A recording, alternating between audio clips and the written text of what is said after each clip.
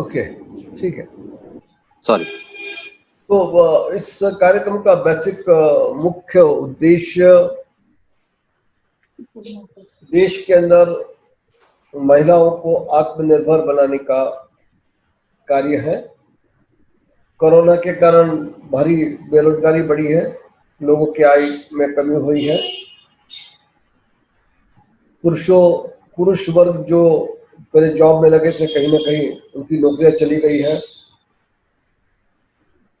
शहरों में और ग्रामीण क्षेत्रों में और आदिवासी क्षेत्रों में बेरोजगारी ने बड़ा विकराल रूप ले लिया है। घर में कमाने वाले नहीं है, रोजी रोटी की समस्या बड़ी तेजी से बढ़ती जा रही है और इसका असर पूरे परिवार पर पड़ा हुआ है। इस राहुल प्लीज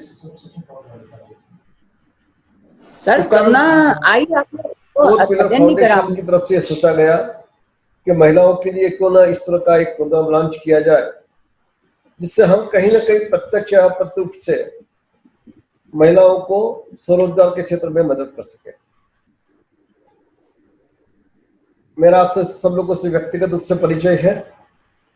हमारे बीच में श्री अचल शर्मा जी हैं, दिल्ली से। अचल जी कोर पिलर फाउंडेशन के नेशनल लेवल के जनरल सेक्रेटरी हैं और बहुत समय से देश के प्रतिष्ठित अखबारों से जुड़े हुए हैं, जर्नलिस्ट रहे हैं, दिल्ली के माने जाने सोशल वर्कर्स हैं। बहुत सारी पुस्तकें अचल जी ने लिखी हुई है और सामाजिक प्रबंधन के क्षेत्र में अचल जी का काफी दखल है। अचल जी यदा कदा मुझे बोलते रहते कि मध्य प्रदेश में महिलाओं के लिए हमें कुछ ना कुछ करना चाहिए और उन्हीं से प्रेरित होकर कोर पिलर फाउंडेशन और एनजीओ भवन और सब मिलकर इस काम में आगे आए हैं। सबसे पहले सोचा कि चूंकि महिलाओं के लिए कार्य करना है तो क्यों ना महिलाओं का एक ऐसा वर्किंग ग्रुप पहले तैयार किया जाए और सशक्त तैयार ग्रुप हो जो कि इस प्रोग्राम को आगे बढ़ाने में मदद करे। तो अभी हम लोग ये पूरा जो आज का वेबिनार है करीब 1 घंटे का है। हम इसमें विभिन्न मुद्दों पर चर्चा करेंगे, आपसे भी सुनेंगे, आपसे भी आइडिया लेंगे कि किस तरह इस प्रोजेक्ट को हम लोग आगे बढ़ाए। पर इसके पहले कि हम कार्यक्रम को और आगे ले जाए, मैं आदरणीय अचल जी से अनुरोध करूंगा कि वे कृपया कोर पिलर का जो कंसेप्ट है वो थोड़ा सा आपको बताएं और उनके मन में भी क्या भावनाएं हैं इस प्रोजेक्ट के प्रति, उसको भी आपके सामने रखें। श्री अचल शर्मा जी। बहुत बहुत धन्यवाद दवे जी, बहुत धन्यवाद। आप सबको मेरा प्रणाम और आपका बहुत बहुत आभार और आपका बहुत बहुत धन्यवाद कि आप लोगों ने अपने दिनचर्या में से ये समय निकाला और इस बहुत ज़रूरी चर्चा के लिए आपने अपना समय और अपना श्रम जो भी आप इसमें देने की आपने सोची है, उसके अलावा बहुत बहुत आभार।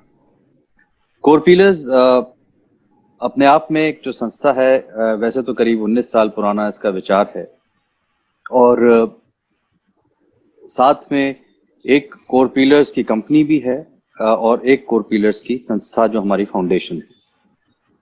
फाउंडेशन आज की तारीख में हमारी हिंदुस्तान में और अमेरिका में 2 जगह स्थापित है और शीघ्र ही ये फाउंडेशन हमारी ऑस्ट्रेलिया में और जर्मनी में, इटली में और लंदन में 4 जगह और आने वाले 2 महीने के अंदर ये स्थापित हो जाएगी। तो एक इंटरनेशनल फाउंडेशन के रूप में उभर रही इस संस्था ने काफी कार्य किया है अभी पिछले 4-5 महीने में, और खास तौर से इस कोरोना के दौर में जब बहुत सारे लोग परेशान हैं अपने आप, अपनी मानसिक स्थिति को लेके, मनोस्थिति को लेके, नौकरियों को लेके, काम को लेके, तो हमने एक विश्व स्तरीय एक कैंपेन चलाया था जिसमें हमने जो लोग बहुत परेशान हैं, स्ट्रेस्ड हैं, एंजाइटी में हैं, तो इस संस्था ने उनको विश्व स्तर पे एक सपोर्ट देने की चेष्टा करी और बहुत अच्छा उसका हमारे पास एक रिस्पॉन्स आया और हमारे साथ जुड़े हुए लोग थे, उन लोगों ने विश्व स्तर पे उस सेवा को उपलब्ध कराया और निशुल्क कराया। और हम और भी बहुत सारी चीजों को लेके आगे बढ़ रहे हैं इस संस्था के अंदर, विश्व स्तर पे लेके चल रहे हैं। हमारी कुछ चीजें हमने WHO से अप्रूव कराई हुई हैं और उसी को लेके हम आगे चल रहे हैं, जो कि मेंटल वेलनेस और हेल्थ को लेकर जो चीजें हैं उनको हम WHO से अप्रूव करा के आगे चल रहे हैं और उन पे हम लोग काम कर रहे हैं। इस संदर्भ में पिछले 4-5 महीने में, 6 महीने में हम लोगों ने देखा ही है कि कोरोना ने ना ही सिर्फ पूरे विश्व में, भारत में, बल्कि पूरे विश्व में उसने कैसे अपना कहर बरपाया है और किस तरीके से अपना एक आम जीवन को किस तरीके से प्रभावित किया है। एक मध्यम वर्ग जो कि इस देश का बहुत बड़ा वर्ग है, और एक जो हमारा आप कह सकते हैं कि रूरल और ट्राइबल एरिया है, इन 3 वर्गों पे इसका सबसे ज्यादा प्रभाव पड़ा है। मध्यम वर्ग ने अपनी नौकरियां खोई, अपने बिजनेस खोए, और रूरल स्तर पे जो हमारी लेबर क्लास है, या जो हमारे ऐसे ऐसे लोग जो श्रमिक हैं, जो अलग अलग जगहों पे जाके अपना रोजगार ढूंढते थे, उनका भी रोजगार काफी हद तक प्रभावित हुआ है, जिसकी वजह से लोगों के घर में बड़ी परेशानियां हैं, मानसिक स्थितियां लोगों की बिगड़ी हुई हैं, और आने वाला समय भी कोई बहुत अच्छा एकदम से दिखाई नहीं दे रहा है। ऐसी ही एक समस्या आज से करीब 100 साल पहले भी आई थी, जब इन्फ्लुएंजा और स्पेनिश फ्लू नाम का आया था, और हर इस बड़ी आपदा के बाद एक नई जागृति होती है, एक नया सूरज निकलता है। उस समय इंडस्ट्रियलाइजेशन का सूरज निकला था, और इस बार सेल्फ एम्प्लॉयमेंट का सूरज निकलेगा और लोग आत्मनिर्भर बनेंगे।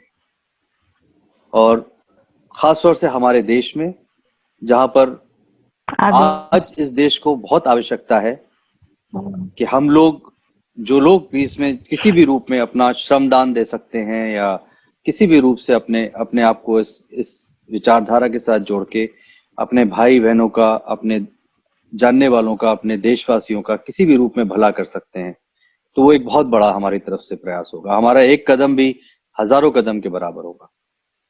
और जहां पर भी हम लोग जितना भी जिस रूप में सहयोग करें, मैं समझता हूं कि वो सहयोग बहुत बड़ा सहयोग कहा जाए।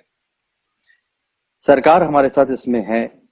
हम सरकार के साथ, हमने मार्च में इस बात को डिस्कस किया था। अब तो खैर आत्मनिर्भर का प्रोग्राम सरकार ने करीब उसके 2-3 महीने के बाद लॉन्च किया, पर हम लोग इसमें काफी हद तक एक ऐसा सिस्टम बना चुके हैं जो कि लोगों को आत्मनिर्भर बना सके हर रूप से। और वैसे आप लोग के साथ हम लोग शेयर करेंगे, जो लोग इसमें आगे हमारे साथ चलने को इच्छुक हैं और आगे बढ़ेंगे, तो आप लोग वेबसाइट पे भी जाके देख सकते हैं। हमारे बाकी ऑब्जेक्टिव्स वगैरह भी हैं, बहुत सारी चीजें हम लोग कर रहे हैं। प्लस मध्य प्रदेश में दवे जी के साथ बात हो रही थी कि हम मध्य प्रदेश में इस चीज को कैसे लेके चलें, आत्मनिर्भरता को कैसे आगे बढ़ाएं, और उसमें एक सहयोग आप लोगों का क्या हो सकता है, कैसे हम लोग उसको आगे लेके चल सकते हैं। एक पूरा प्लान आज हम लोग आपके साथ डिस्कस करेंगे, आपके सुझाव लेंगे उसको और बेहतर बनाने के लिए, और उसको इम्प्लीमेंट भी करेंगे।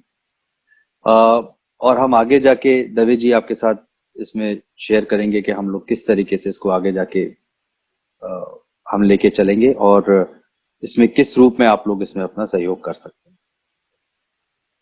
मैं कोर पिलर्स की तरफ से आपसे ये जरूर कहना चाहता हूं कि इसमें जैसे आप जुड़ते हैं और लोगों को जोड़ते हैं, और हम आगे जाके जो काम इसमें करते हैं, और भी बहुत सारी चीजें हम लोग करेंगे आगे जाके, तो उसमें भी आपका सहयोग मिलता रहेगा, और हम लोग आप कोर पिलर्स के एक अभिन्न अंग बन जाएंगे, जिसमें हम साथ मिलकर जो भी प्रभाव ला सकते हैं देश में, जो भी चेंज कर सकते हैं, वो करने की प्रयास करेंगे। और मैं समझता हूं कि हर व्यक्ति के पास, और खासतौर से हमारे देश की महिलाओं के पास देने के लिए बहुत कुछ है, और हमेशा से दिया है, सदियों से दिया है, और हम लोग विश्व को देते चले आए हैं, और उस विश्व में भारत का एक बड़ा भारी रोल रहा है, और भारत में भी हमारी महिलाओं का, हमारी बहनों का, हमारी माताओं का एक बहुत बड़ा रोल रहा है, जो कि हमेशा एक पिलर की तरह खड़ी रही हैं हर समस्या के लिए। तो हम ये समझते हैं कि अगर हम अपनी महिला को किसी तरीके से सशक्त कर सकते हैं, अपनी माताओं और बहनों को अगर किसी रूप में भी सशक्त कर सकते हैं और उनको आत्मनिर्भर बना सकते हैं, तो इस आने वाले 5 से 10 साल के अंदर इस देश का जो रूप होगा वो पूरी दुनिया देखेगी। और मेरा इन्हीं विचारों के साथ मैं दवे जी को प्रार्थना करता हूं कि वो इस कार्यक्रम को आगे लेके चलें। और एक बार फिर से मेरी तरफ से आपका बहुत बहुत आभार, बहुत बहुत धन्यवाद कि आप लोग इसमें जुड़े, और हम आगे इसको जैसे लेके चलें आपके सहयोग की बहुत बहुत आवश्यकता पड़ेगी, और सहयोग के साथ साथ आपकी उस विल की भी बड़ी आवश्यकता पड़ेगी जो कि हमें देश को बदलने के लिए चाहिए। बहुत धन्यवाद दवे जी। धन्यवाद अचल जी, आपने में काफी अच्छे विचार व्यक्त किए, और निश्चित रूप से जब हम सफलता के लिए ओर चल रहे हैं तो सफलता भी मिलेगी। जैसा कि मैंने पहले बताया था कि ये पूरा एक प्रोजेक्ट है आत्मनिर्भर के नाम से। इसके पहले भी हम लोगों ने एक एपिसोड किया था इसका, जिसमें करीब करीब 500 महिलाओं ने पार्टिसिपेट किया था। इससे प्रेरित होकर अब हम स्टेट टू स्टेट फोकस कर रहे हैं। ये प्रोग्राम हम लोग एक्सक्लूसिवली मध्य प्रदेश के लिए लॉन्च करने के लिए तैयारी कर रहे हैं। एक कंसेप्ट ये है, एक विचार ये है कि बिजनेस हर व्यक्ति नहीं कर सकते हैं। उसके लिए कुछ क्वालिटीज की आवश्यकता होती है, उसके लिए कुछ विशेष योग्यताओं की आवश्यकता होती है, उसके लिए कुछ ऐसी आवश्यकता होती है जो कि दूसरे लोगों में नहीं है। इस पूरे सिस्टम को एंटरप्रेन्योरशिप का नाम दिया है, यानी उद्यमिता का नाम दिया है, उद्यमिता विकास। तो जब हम लोग आत्मनिर्भरता की बात कर रहे थे तो उद्यमिता विकास ही हमारे कंसेप्ट में आया था मुख्य रूप से, कि इसको कैसे आगे बढ़ाया जाए। तो आज जो हम लोग बात करेंगे वो उद्यमिता विकास के बारे में बात करेंगे। फिर बात करेंगे कि इस पूरे नेशनल मूवमेंट में, पूरे राष्ट्रीय अभियान में अधिक से अधिक महिलाओं को कैसे जोड़ा जाए। फिर हम लोग चर्चा ये करेंगे कि इस प्रोजेक्ट को किस प्रकार हम लोग चलाएंगे, संचालित करेंगे। और एक अंतिम पॉइंट ये है कि इस प्रोजेक्ट के लिए हम लोग प्रोजेक्ट फाइनेंस या और भी जो इसकी मदद की आवश्यकता है, प्रोजेक्ट को चलाने में जो संसाधनों की आवश्यकता है, उसको कैसे जुटाएंगे, कैसे एकत्रित करेंगे। तो सबसे पहला हमारा मुद्दा है कि ये एंटरप्रेन्योरशिप है क्या, ये उद्यमिता है क्या। ये आप सब लोगों को, चूंकि आप कोर वर्कर हैं, चूंकि आप ट्रेनर्स के रूप में काम करेंगे, मोटिवेटर्स के रूप में काम करेंगे, आप सीधे लोगों से संपर्क करेंगे, तो आपके लिए मूल रूप से जानना जरूरी है कि उद्यमिता है क्या, इसका विचार क्या है। तो विचार जैसे मैंने आपको बताया था कि कुछ लोगों का सोच है कि बिजनेसमैन और उद्योगपति जन्म से पैदा होते हैं, बाय बर्थ, यानी जो बिजनेस फैमिली में पैदा होता है वही बिजनेस कर सकता है। ये जो मैं आपको बता रहा हूं, ये जो विचार है, ये 70 के दशक में इस तरह का विचार चलता था कि यदि बिजनेसमैन का लड़का है वही बिजनेसमैन करेगा, उद्योगपति का लड़का है वही उद्योग धंधा स्थापित करेगा। पर ये धीरे धीरे इस सोच में बदलाव आया, और फिर नई सोच उभर कर आई कि ऐसा नहीं है कि उद्योगपति का लड़का ही उद्योग स्थापित कर सकता है, या बनिया का लड़का ही बनिया बिजनेस कर सकता है, या बिजनेसमैन का लड़का ही अपना कुछ धंधा स्टार्ट कर सकता है। ये सही नहीं है, ऐसा लोगों ने सोचा। यदि प्रॉपरली, यदि अच्छे तरीके से लोगों को ट्रेन किया जाए तो कोई भी व्यक्ति, चाहे बिजनेस में हो या न हो, वह भी बिजनेस कर सकता है। इस तरह का एक विचार आया।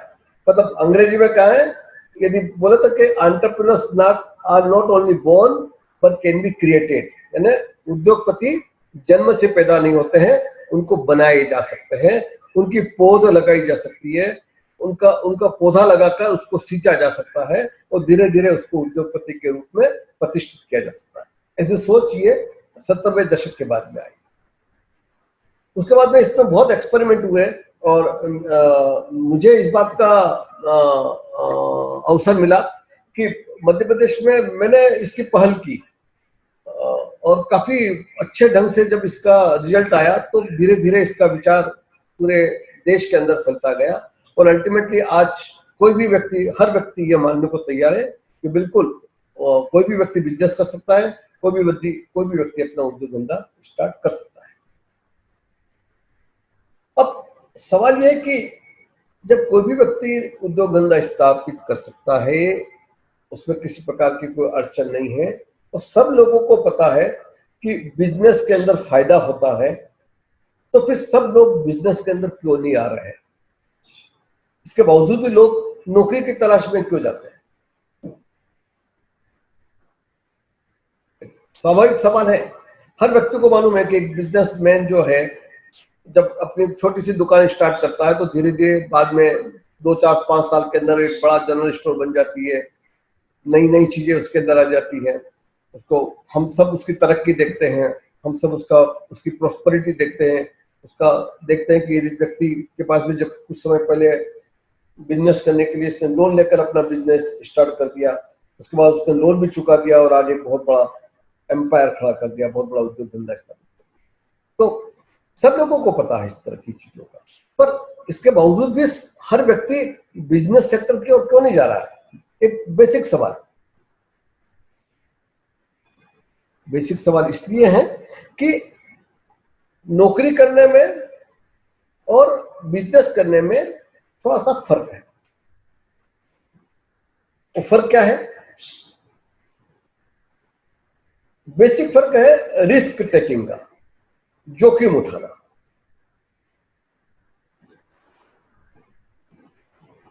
कोई व्यक्ति जो बिजनेसमैन है उसको आप 1 लाख रुपए दे दीजिए और उससे कहिए कि आप इसको इन्वेस्ट कर दें, वो उसको इन्वेस्ट करके 1 लाख रुपए का 2 साल के अंदर 2 लाख रुपए कर देगा।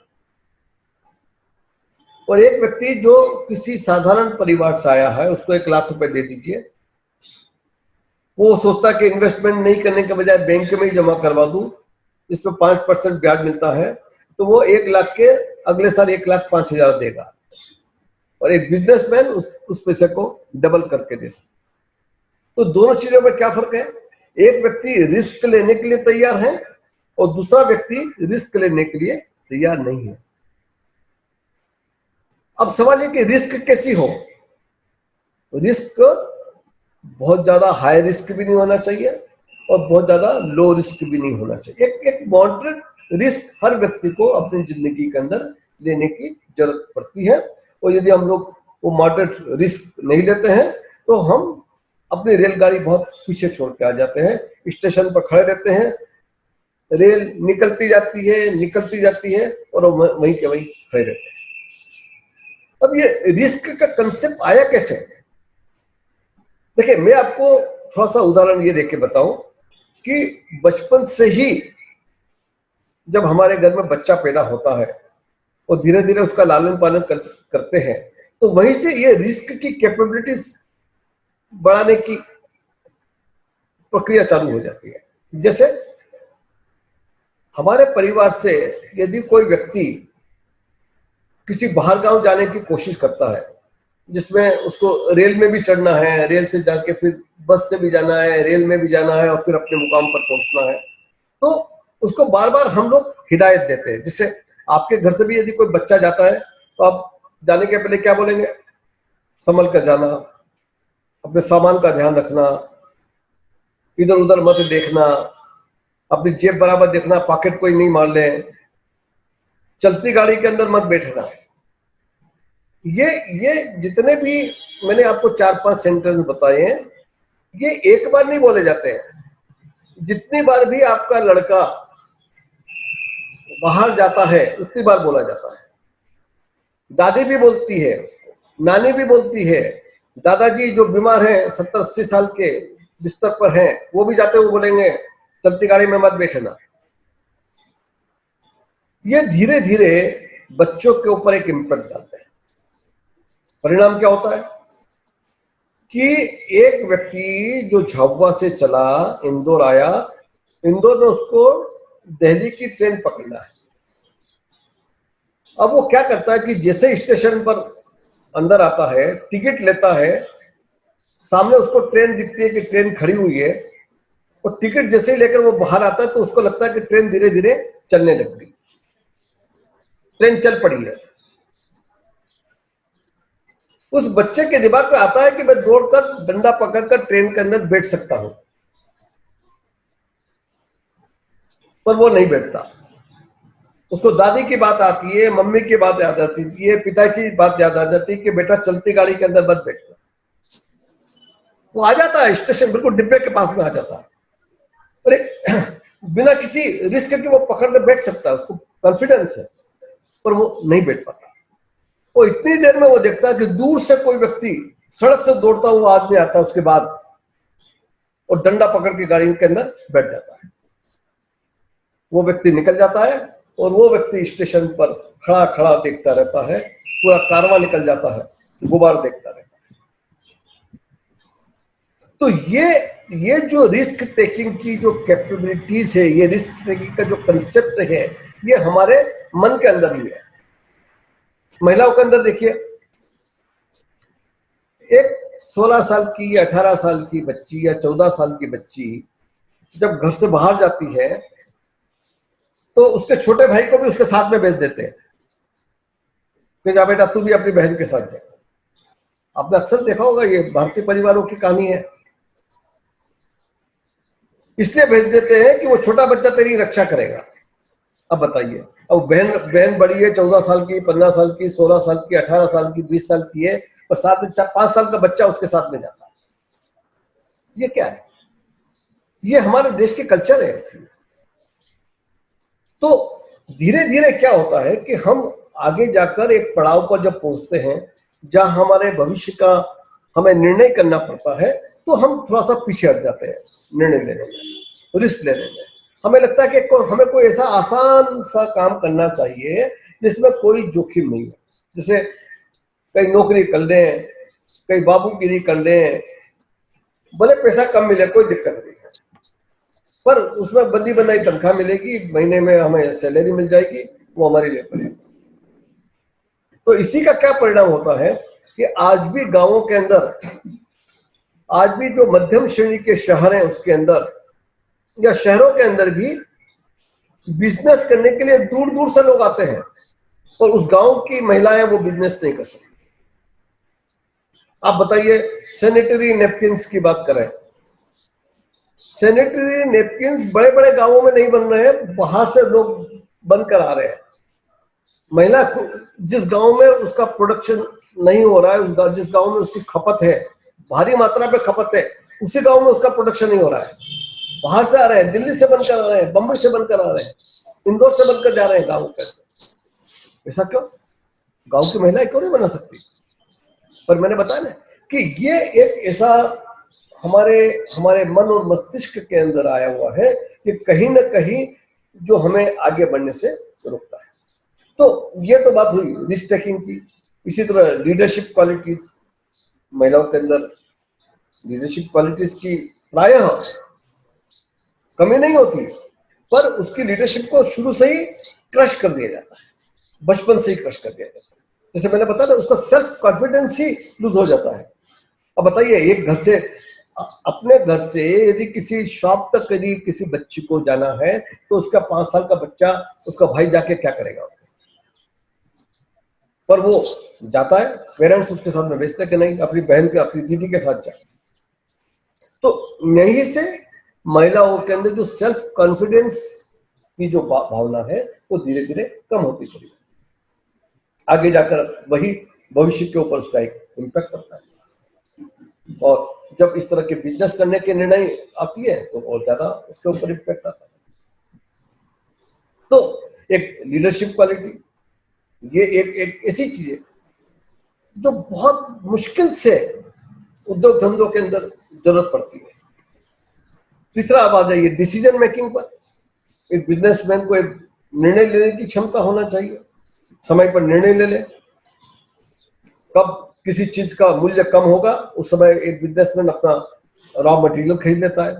किस समय उस चीज का बिजनेस आगे बढ़ेगा उस समय वो बेचने की कोशिश करता है। तो एक निर्णय लेने की क्षमता भी एक एंटरप्रेन्योर के अंदर होना चाहिए। तो जो तीन बातें मैंने आपको मुख्य रूप से बताई, रिस्क टेकिंग, डिसीजन मेकिंग और लीडरशिप, ये तीनों चीजों को हमारे देश के संस्कृति के अंदर महिलाओं के कंसेप्ट में उतना हिस्सा नहीं दिया गया जितना पुरुषों के क्षेत्र में दिया गया। इसी के कारण बहुत सारी महिलाएं, बहुत सारी बच्चियां, बहुत सारी पोटेंशियल और टैलेंटेड लड़कियां उस क्षेत्र में नहीं आ पाती जिस क्षेत्र में आने चाहिए। आज आप देखेंगे कि बिजनेस और इंडस्ट्री के क्षेत्र में पुरुषों का एकाधिकार है, पुरुष ही पुरुष है उसके अंदर। महिलाओं का परसेंटेज तो हार्डली 2, 3, 4, 5% होगा, ज्यादा नहीं है। तो इस क्षेत्र में इतने पोटेंशियल है, इतनी असीम संभावना है कि यदि महिलाएं इस क्षेत्र में आती हैं तो न केवल परिवार की, न केवल समाज की, पूरे देश की कायाकल्प हो सकती है यदि महिलाएं इस क्षेत्र में आ जाए।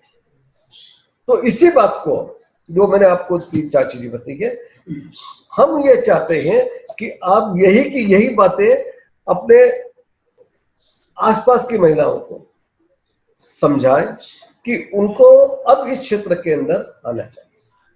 अभी जैसा अचल जी ने बताया कि स्थिति बहुत खराब है,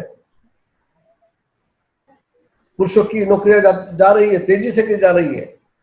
20-20 साल से जो लोग नौकरी कर रहे हैं उनको नौकरियों से निकाला जा रहा है।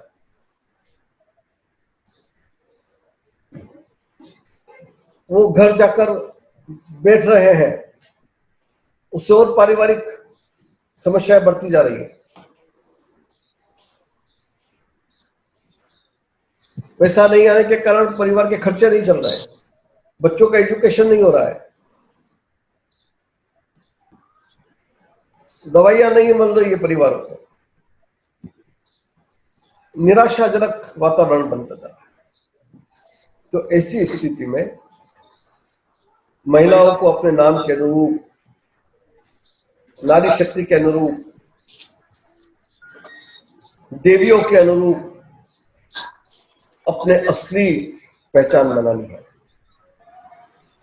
ये सब किताबों में लिखा है, मैं इसलिए नहीं बोल रहा हूं कि किताबों में लिखा है, पर मैं रियली ये एक आह्वान करने की आवश्यकता है इस देश में कि अब महिलाओं को अपने असली कैरेक्टर में आना पड़ेगा।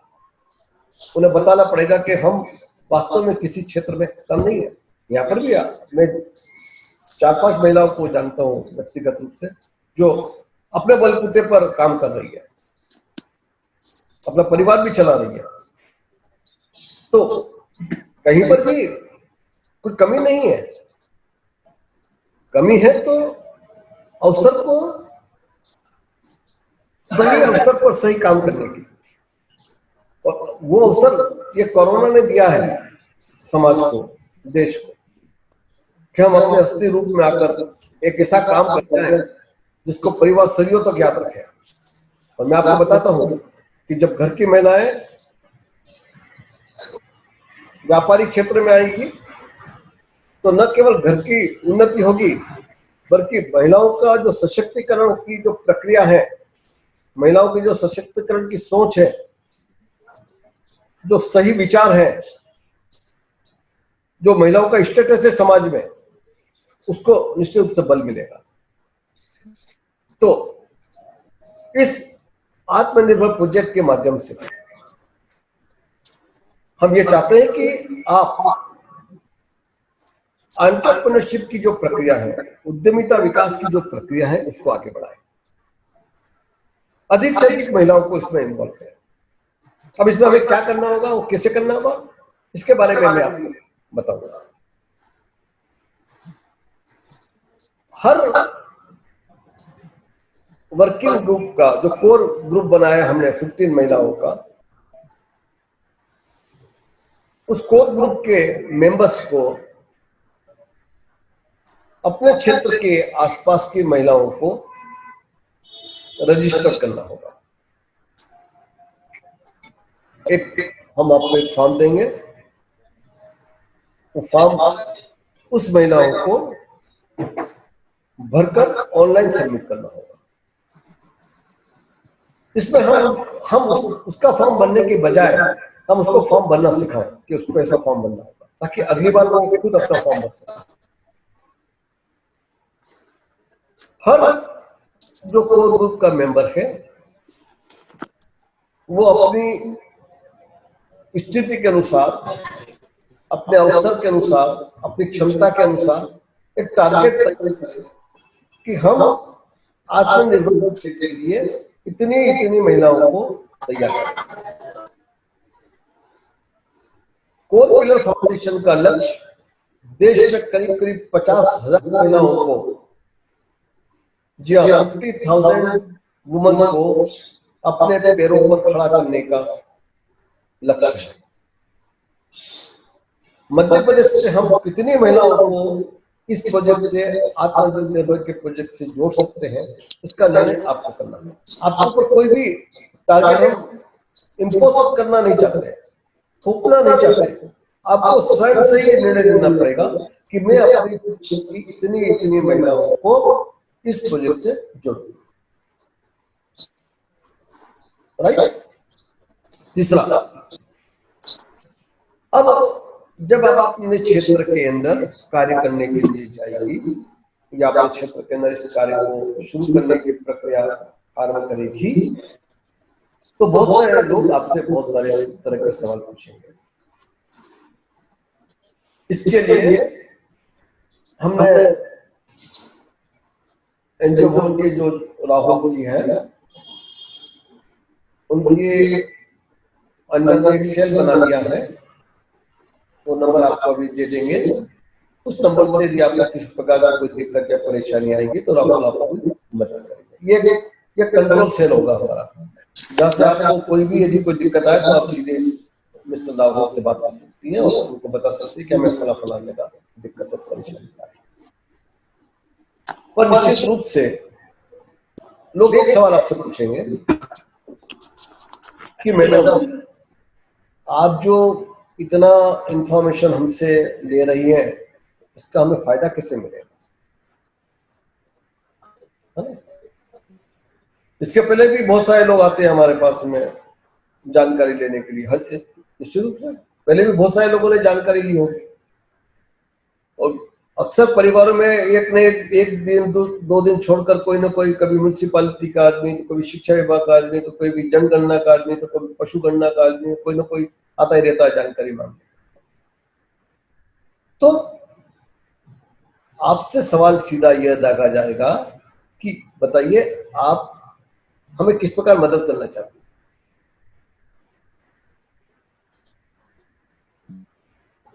आपका जवाब ये होगा, नंबर 1, कि हम आपको एक अच्छा व्यवसायी बनाने के लिए, एक अच्छा बिजनेस वुमन बनाने के लिए, एक अच्छा उद्योगपति बनाने के लिए मदद करेगी। हम कहीं से भी किसी को भी कमिटमेंट नहीं करेंगे इस पूरी प्रक्रिया में कि हम आपकी जिंदगी बदल देंगे, हम आपको इतने लाख रुपए का लोन दिलवा देंगे। कहीं पर भी हम लोग कमिटमेंट नहीं करेंगे। हमें यह कहना है कि हम आपको मदद करने के लिए आगे आ रहे हैं, और हमसे जितनी भी यथासंभव मदद होगी वो हम आपको आगे बढ़ाने के लिए मदद करेंगे। इस पूरी प्रक्रिया में एक चीज आपको और इम्पोर्टेंट ध्यान रखना पड़ेगी, क्योंकि यह पूरी श्रृंखला है जिसमें हमें और भी मददगार लोग धीरे धीरे इसमें आगे आएंगे। जैसे एक बार सब महिलाओं का रजिस्ट्रेशन हो जाता है, तो फिर एक निश्चित तारीख को, एक निश्चित अवधि में, या तो फिजिकल रूप से या ऑनलाइन, हम उन महिलाओं की एक मीटिंग करेंगे आपके साथ में, डिस्ट्रिक्ट वाइज करेंगे। झाबुआ की महिलाओं की, इंदौर की महिलाओं की, रतलाम की महिलाओं, सब भोपाल की महिलाओं, सबके अलग अलग मीटिंग करेंगे। और उसमें उन महिलाओं को स्पष्ट रूप से बताएंगे कि इस दिशा में आगे आने के पहले वो अपना एक अदद, एक अपना प्रोजेक्ट या अपना एक एक्टिविटी जो करना चाहती है उसका निर्णय ले, इसके बारे में निर्णय ले। अचल जी दिल्ली से या मैं इंदौर से बैठकर किसी झाबुआ की महिला को ये नहीं बता सकता हूं कि तुम ये बिजनेस स्टार्ट करना। आप समझ रही है? तो उस महिला को ही अपने क्षेत्र की आवश्यकता के अनुरूप उसके गांव में क्या डिमांड है, किस चीज की सप्लाई है, उसको मद्देनजर रखते हुए आसपास के लोगों से चर्चा करके उस महिला को ये निर्णय लेना पड़ेगा कि उसको अपने स्वरोजगार के लिए, अपने सेल्फ एम्प्लॉयमेंट के लिए किस प्रकार की एक्टिविटी चालू करने की आवश्यकता है या किस प्रकार की एक्टिविटी वो चालू कर सकते हैं। जैसे उदाहरण के तौर पर यदि 10 गांवों के बीच में, झाबुआ जिले के इंटीरियर 10 गांवों के बीच में यदि कोई आटा चक्की नहीं है और लोग पिसाने के लिए 5-5, 10-10, 20-20 किलोमीटर दूर जाते हैं, तो वह एक अच्छी आटा चक्की की आवश्यकता है। एक आटा चक्की खोली जा सकती, फ्लोर मिल खोली जा सकती, या आसपास कोई शॉप नहीं है तो एक शॉप खोली जा सकती है। इसी तरह क्षेत्र में कोई ब्यूटी पार्लर नहीं है तो ब्यूटी पार्लर की शॉप खोली जा सकती है। कोई ड्राइविंग की पाठशाला नहीं है, महिलाओं को ड्राइविंग सिखाने की, तो ड्राइविंग की खोली जा सकती है। तो व्हाट आई मीन कि उस क्षेत्र की आवश्यकताओं को समझकर ही एक्टिविटी का निर्णय अपने को करना पड़ेगा। उस एक्टिविटी के निर्णय में हमें बैंकर्स को भी इन्वॉल्व करना पड़ेगा, उस क्षेत्र के बैंकर्स को। जैसे मान लीजिए झाबुआ के रायपुरिया गांव में यदि कोई महिला ने बोला कि मुझे मसाला निर्माण की इकाई स्टार्ट करना है, तो वो अपना प्रपोजल लेकर बैंक में भी जाए या हम खुद उस ब्रांच मैनेजर से बात करें कि देखिए हमारी फला फला पार्टिसिपेंट इस गांव के अंदर मसाला निर्माण करने की इकाई लगाना चाहती है, यूनिट लगाना चाहती है, आपकी राय में कैसा है?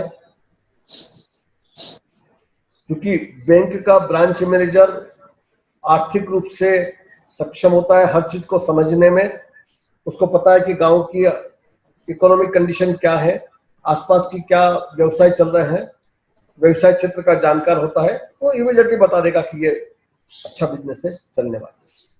तो चूंकि आप सभी अपने अपने डिस्ट्रिक्ट के एनिमेटर्स होंगे, सोशल एनिमेटर्स होंगे, अपने क्षेत्र के रिप्रेजेंटेटिव होंगे, तो आपका भी ये कर्तव्य बनेगा, आपका भी ये मदद का एक स्वरूप बनेगा कि आप भी महिलाओं को सही एक्टिविटी, सही प्रोजेक्ट आइडेंटिफाई करने में मदद करें। ये सबसे महत्वपूर्ण कार्य है, क्योंकि यदि सही प्रोजेक्ट का इलेक्शन नहीं होगा, सही प्रोजेक्ट का सिलेक्शन नहीं होगा, तो फिर वो एक्टिविटी चलाने में बहुत दिक्कत आएगी। उसमें बैंक का पैसा भी इन्वॉल्व रहेगा, सरकार की सब्सिडी भी इन्वॉल्व रहेगी, और यदि मान लीजिए कल सुबह का बिजनेस नहीं चला तो फिर दिक्कत और परेशानी है। तो हमारा बिजनेस, महिलाओं का बिजनेस इस प्रकार का होना चाहिए कि वो गांव के अंदर बहुत आसानी से और बढ़िया तरीके से चले। तो इसके लिए थोड़ा सा आपको एक 10-20 तरह के एक्टिविटी की एक लिस्ट आपको तैयार करनी है सब लोगों को, कि मेरे क्षेत्र में कौन कौन से बिजनेस चल सकते हैं। याद रखिए, झाबुआ के बिजनेस इंदौर में नहीं चलेंगे या इंदौर के बिजनेस झाबुआ में नहीं चलेंगे। कुछ कॉमन होगा तो जरूर चलेगा, पर मैंने बोला ना कि हमें जमीन से जुड़ी हुई मांग को ध्यान में रखकर, डिमांड को ध्यान में रखकर ही बिजनेस आइडेंटिफाई करना पड़ेगा। अक्सर उद्योगपति या बिजनेसमैन इसी बात से फेल हो जाते हैं कि उन्होंने सही धंधे का चुनाव नहीं किया। तो सही धंधे का चुनाव करना हमारा सबसे पहला कदम होना चाहिए, सबसे पहला कदम। और उसके लिए मेरा आप सब लोगों से अनुरोध है कि अपने अपने क्षेत्र में, अपने अपने जिले में कौन कौन से बिजनेस महिलाएं लगा सकती है, इसकी एक सूची कम से कम 50 यूनिट्स की, 50 एक्टिविटी की एक सूची तैयार करें, जिसके बारे में आप वहाँ के बैंकर से भी पूछ लें, वहाँ के जिला उद्योग केंद्र में जाकर वहाँ के इंडस्ट्री मैनेजर से भी पूछ लें, वहाँ के लीड मैनेजर से भी पूछ लें, वहाँ के नाबार्ड के जो अधिकारी हैं उनसे भी पूछ लें कि देखिए हमने 50 महिलाओं 50 एक्टिविटीज की सूची जारी की है, क्या ये सब सही है, आपका कोई भी सुझाव हो तो बता दीजिए। तो इस तरह की 50 सूची हम लोग तैयार कर लें और फिर महिलाओं को हम लोग, जो आप महिलाओं को आइडेंटिफाई करती हैं, उन महिलाओं को ये बताएं कि देखिए ये बिजनेस आप अपने जिले के अंदर शुरुआत कर सकते हैं।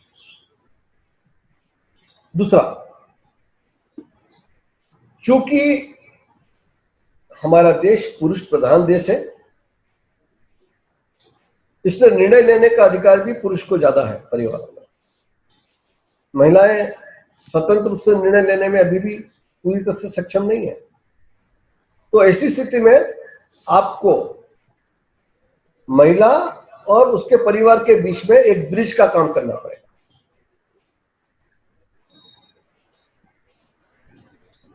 परिवार के दूसरे सदस्यों को समझाना पड़ेगा कि आपके घर की महिला बिजनेस करने के लिए आगे आ रही है, परिवार की इनकम बढ़ाने के लिए आगे आ रही है, आपको भी पूरी ताकत से अपने घर की महिला सदस्य को मदद करना चाहिए, ऐसा मोटिवेट करना पड़ेगा। इससे क्या होगा कि महिला की स्थिति सरल हो जाएगी, सहज हो जाएगी, परिवार में सब लोग उसको मदद करने के लिए आगे आएंगे। राइट? तो इन चीजों के अंदर आपकी भूमिका की प्रमुख आवश्यकता है। इसके बाद हम और भी आगे देखेंगे, और भी इस बारे में चर्चा करेंगे, बहुत लंबा विषय है ये एंटरप्रेन्योरशिप का, पर बेसिक रूप से मैंने आपको जो कुछ बातें बताई है, इसके बारे में यदि आप ध्यान देकर अपनी एक्टिविटी को प्रारंभ करें। अब इस प्रोजेक्ट को कैसे पुश किया जाए, कैसे इसको इनिशिएट किया जाए, कैसे इसको शुरुआत की जाए प्रोजेक्ट पर। तो जैसे मैंने आपको पहले बताया कि अचल जी हमें एक फॉर्म भेजने वाले हैं, जो गूगल फॉर्म जैसा ही होगा। उसमें हमें हर महिलाओं को बताना होगा कि वो किस प्रकार उस गूगल फॉर्म को भरे और ऑनलाइन सबमिट कर दें। हम एक ऐसी रूपरेखा तैयार करेंगे, टाइम शेड्यूल तैयार करेंगे, समय तालिका तैयार करेंगे कि हम कितने समय में हमारे जो महिलाओं का जो लक्ष्य है इकट्ठा करने का, रजिस्टर करने का, वो पूरा कर लेंगे।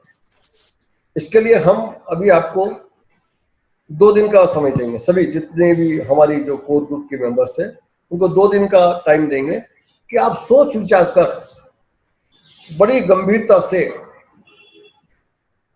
कि हम कितनी महिलाओं को रजिस्टर कर सकती है अपने क्षेत्र में, उसका आंकड़ा, उसका फिगर हमें व्हाट्सएप पर सूचित करेंगे 2 दिन के अंदर। यानी आज है 16 तारीख और 18 तारीख को सवेरे 8 बजे तक आप हमें व्हाट्सएप पर सूचित कर दें कि मैं सुल्ताना बेगम आपको सूचित करती हूं कि मेरे द्वारा 1000 महिलाओं को रजिस्टर किया जाएगा इस जिले के लिए, बड़वानी जिले के लिए या खरगोन जिले के लिए। ऐसा एक पूरा मैसेज जो है हमें व्हाट्सएप कर दें। उसके बाद तत्काल जैसे ही आपका ये फिगर हमारे सामने आ जाता है, सब 18 हमारे जितने भी वॉलंटियर्स हैं, उसके बाद हम आप लोगों को आगे का शेड्यूल तय करेंगे। आपको फॉर्म भेजेंगे जो आपको सभी महिलाओं से भरवाना है। महिलाओं से सब फॉर्म आने के बाद हम उनकी आवश्यकता के अनुरूप कि कौन सा बिजनेस करना चाहती है, क्या करना चाहती है, स्टेट लेवल के जो बैंकर्स हैं उनसे बात करेंगे, जिले के कलेक्टर से बात करेंगे, उद्योग विभाग से बात करेंगे और एक पूरा एक ऐसी टीम तैयार करेंगे जिले के अंदर जो एक दूसरे को मदद देने के लिए हमेशा आगे आए। इस पूरी प्रक्रिया में आपको बहुत सजग रहने की आवश्यकता है। हम ऐसे वॉलंटियर्स चाहते हैं जो रियल सेंस में एक्टिव हो, रियल सेंस में एक्टिव होना चाहिए कि साहब मैं तो अभी वहां पर चली गई थी या वहां पर चली गई थी, ये काम मैं नहीं कर पाई है, ऐसा हुआ वैसा हुआ, ऐसा नहीं होना चाहिए। इस काम के प्रति आपका लगाव होना चाहिए। देखिए, मैंने तो प्रॉमिस किया है कि ये जो हम लोगों ने 15-16 महिलाओं का जो ग्रुप बनाया है, ये बेस्ट ग्रुप है। अचल जी के भी दिल्ली में रहते हुए मध्य प्रदेश में बहुत सारे कॉन्टेक्ट्स हैं, हजारों कॉन्टेक्ट्स हैं। अचल जी भी ये ग्रुप दिल्ली में बैठे बैठे बना सकते हैं, पर मैंने उनको बताया कि हम ग्रास रूट लेवल का ग्रुप बनाना चाहते हैं। इसलिए हमें न तो आपकी क्वालिफिकेशन की चिंता है कि आपने एमए पास किया है या बीए पास किया है या कोई डिग्री नहीं ली है, हमें उसकी कोई आवश्यकता नहीं है। हमें तो ऐसे ऐसे ऐसे वर्कर्स की आवश्यकता है, ऐसे वॉलंटियर्स की आवश्यकता है, ऐसे कोर ग्रुप मेंबर्स की आवश्यकता है जो जमीन से जुड़ा है और जिसकी अपने क्षेत्र के अंदर पकड़ है।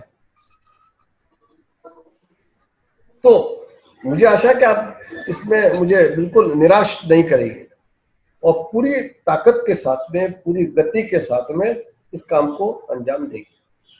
हमें ऐसा भी टारगेट नहीं रखना है बहुत बड़ा कि जिसको हम पूरा नहीं कर सके, और इतना लोअर टारगेट भी नहीं रखना है कि हमें ऐसा लगता है कि नहीं, इससे तो बहुत ज्यादा अच्छा आप वो काम कर सकते। तो ऐसा मॉडरेट, ऐसा सही टारगेट तैयार कीजिए जिसमें एक साइजेबल महिलाओं की संख्या हो। उसके बाद में उनकी ट्रेनिंग किस तरह करेंगे, उनका फाइनेंसिंग किस तरह करवाएंगे, उनको किस तरह सब्सिडी दिलवा कर उनका उद्योग धंधा स्थापित करवाएंगे, उसके बारे में हम लोग फिर आगे और भी चर्चा एक बार और करेंगे। मैंने अभी आपको जो पूरा ये चीज बताई है, उसके बारे में यदि आपका कोई सवाल हो किसी प्रकार का तो आप पूछ सकते हैं। दवे जी नमस्कार, मैं 1 मिनट आपकी बात में 2 शब्द और जोड़ना चाहता हूँ।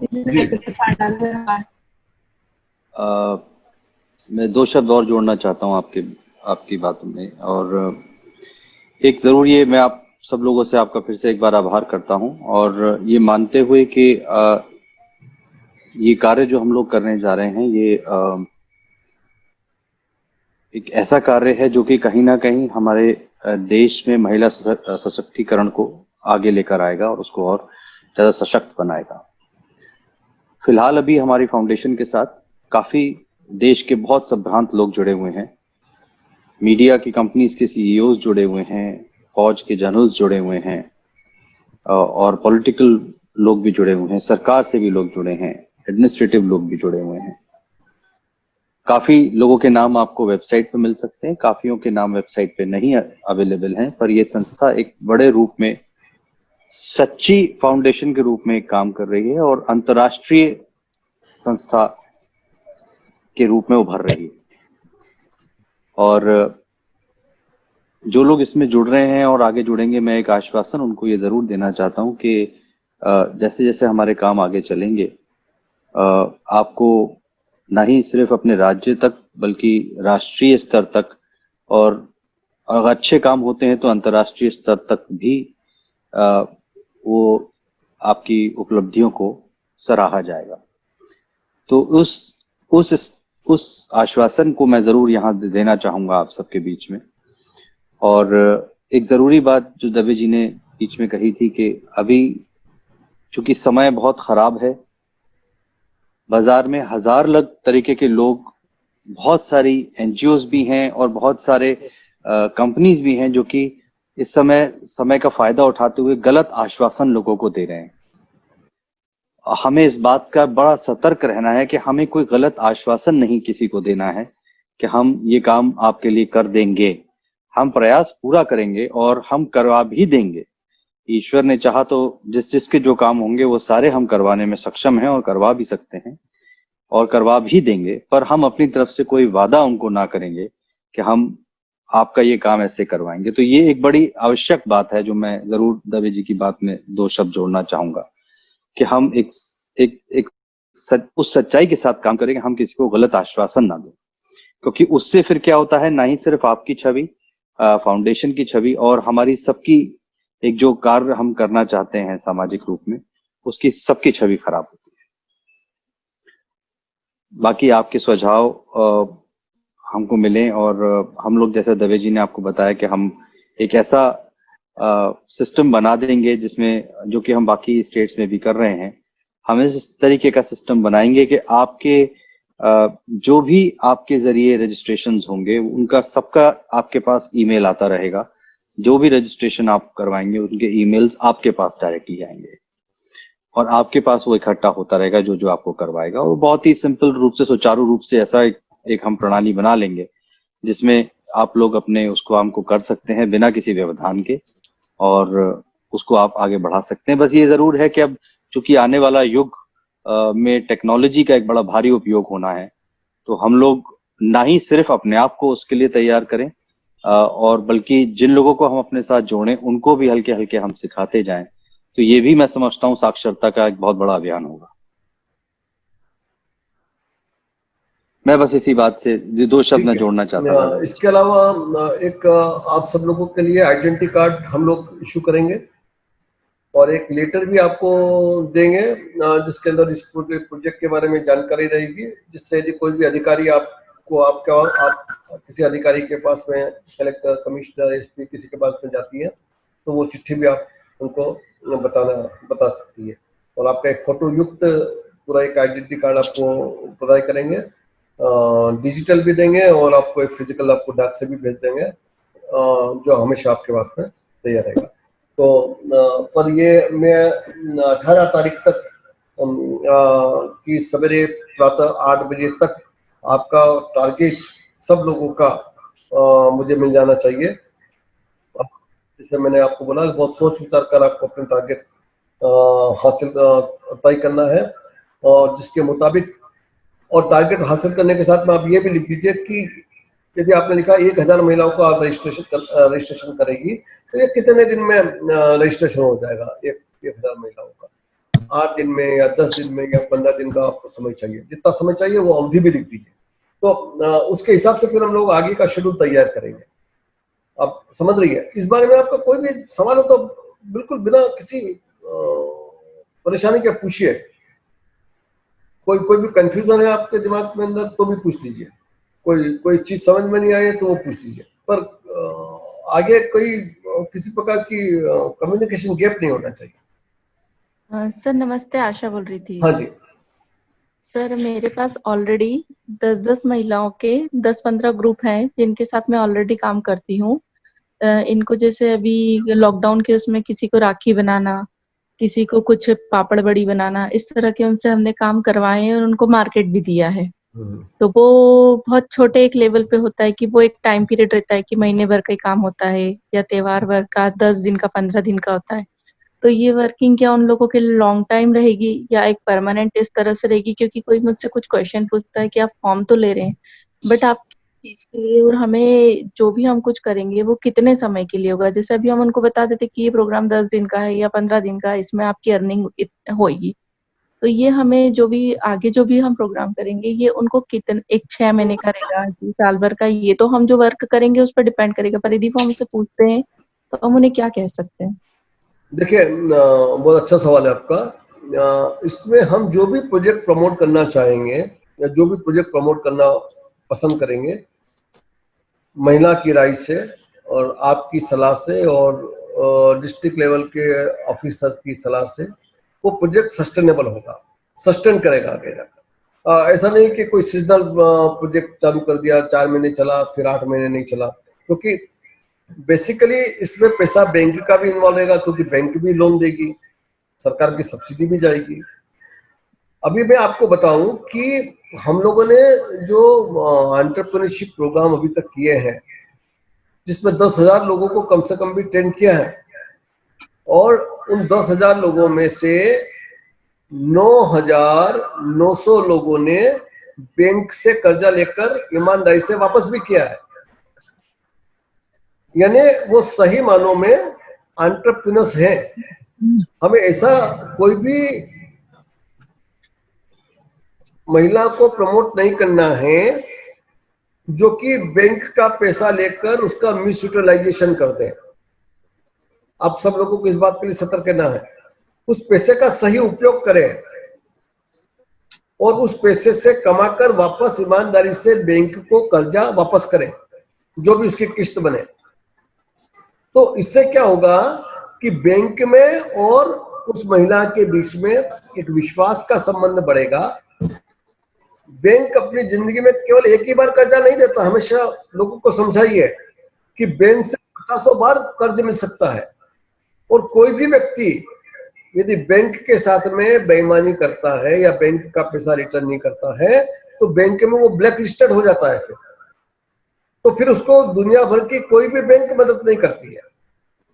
तो एक बार जब हम बैंक से कर्ज लेंगे या बैंक से फाइनेंशियल मदद लेंगे, वित्तीय सहायता लेंगे, तो हमें उसको पहुंचाने का भी पूरा पहुंचाना है, वापस रिटर्न करना है, ताकि वो का वो भी पैसा दूसरी महिलाओं को मिल सके।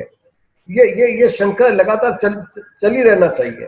तो मैं जब आपको बोला था कि हमने 10,900 ऐसे एंटरप्रेन्योर्स पैदा किए हैं जिन्होंने बैंक से पैसा लेकर वापस बैंक को उसका लोन चुका दिया है।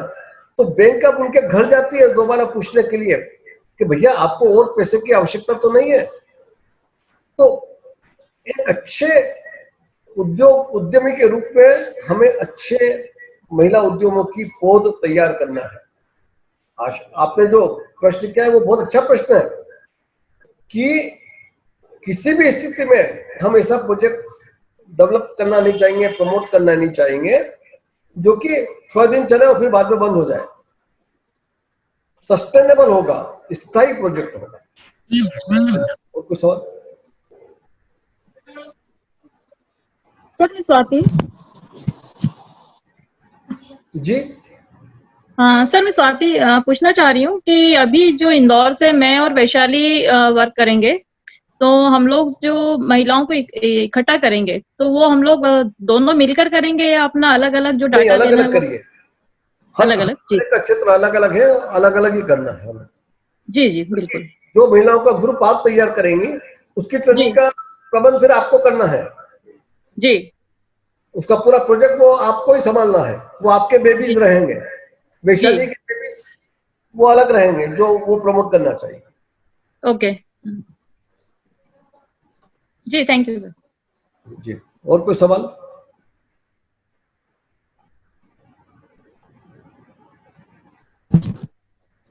तो ठीक है, फिर हम लोग अपना 1 घंटे का आज का ये कार्यक्रम था जो पूरा हो रहा है। और मैं आपसे उम्मीद करूंगा कि मुझे निश्चित तारीख तक आपने जो लक्ष्य निर्धारण किया है उसका फिगर और कितने समय में वो रजिस्ट्रेशन आप कर लेगी उसकी अवधि व्हाट्सएप पर जितनी जल्दी से हो सके, यदि आप 18 तारीख के पहले भी भेज सकती है तो ज्यादा ठीक है।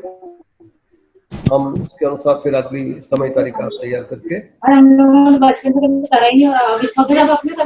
फिर आपसे एक बार करेंगे।